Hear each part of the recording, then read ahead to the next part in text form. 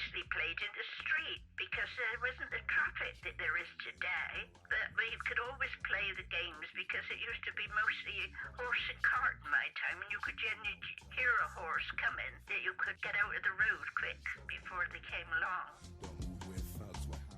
If your memory stretches back to the 30s, you'll remember this.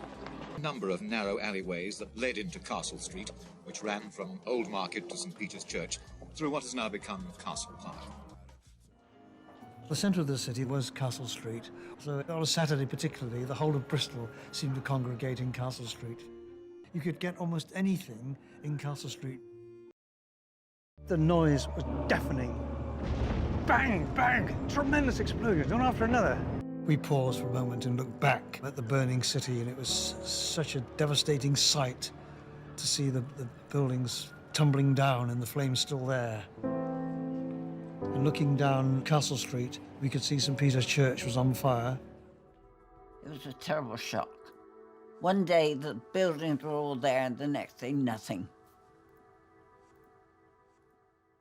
Around the site, rebuilding has begun. Some good buildings like this and many bad ones have been built since the war. Bristol's street pattern still reflects the line of the medieval city wall. Its new shopping centre, Broadmead, is based on all-purpose streets, which really belong to the horse and cart age.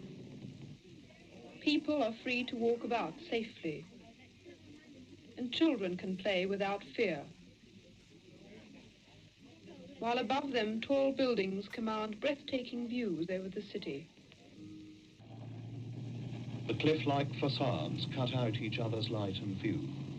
At night, too, life goes on.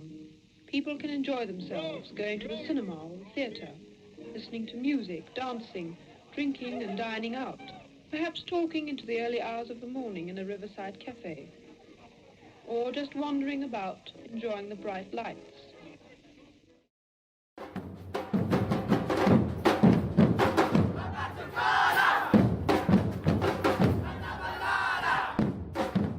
One of the reasons that I moved to Bristol is an amazing multicultural city. There's that edge to the city. Banging, bold. Bustling. Bad boy! Brilliant. I think there's some serious issues. Definitely. Massive room for improvement. We could make this place really culturally diverse and connected. You've done something to contribute to your environment, which you'd never usually have the chance before. No one gets a say in the architecture of the latest new office block to appear in front of your doorstep, you know. And this is probably my only way of contributing to my environment in what I try to set out to do positively.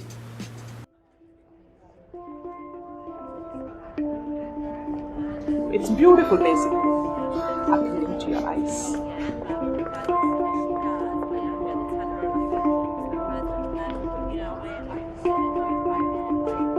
Just look at the flats that are in this area and things like that, they look really sort of dull, but if it had something colourful like this on it, then it would brighten it up a bit. I admire this. I think it's wonderful.